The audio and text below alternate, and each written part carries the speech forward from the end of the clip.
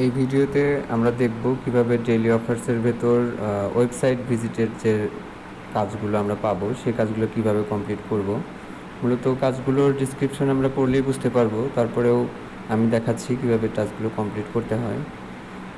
এখানে কমপ্লিট অফারে ক্লিক করার পর টাস্ক স্টার্ট হয়ে যাবে এবং স্ক্রিনশট নেওয়ার পর 1 মিনিটের মধ্যেই কিন্তু স্ক্রিনশট আমাদের আবার আপলোড করে দিতে হবে, না হলে কিন্তু কয়েন অ্যাড হবে না। তো স্ক্রিনশট নিব কোথায় সেটা আমি দেখাচ্ছি। আমরা প্রত্যেকটা ওয়েবসাইট ভিজিটেরই ওয়েবসাইটের ভেতরে এই ডিজিটাল ক্লক টাইপের যে ঘড়িগুলো দেখব সেটা সহ একটা স্ক্রিনশট নেব এবং ওইটা আমরা অ্যাপে ব্যাক করব এবং এটা ওই স্ক্রিনশটটা আপলোড করে দিব 1 মিনিটের মধ্যেই।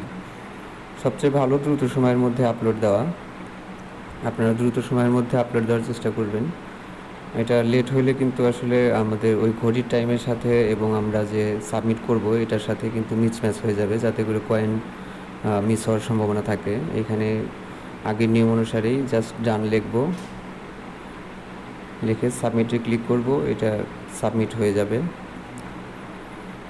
তো এইভাবে ওয়েবসাইট ভিজিটের যে কাজগুলো আছে সব মোটামুটি সিমিলার কাজ। এভাবে আমরা স্ক্রিনশট নিব এবং আপলোড করেই টাস্কগুলো কিন্তু কমপ্লিট করতে পারবো।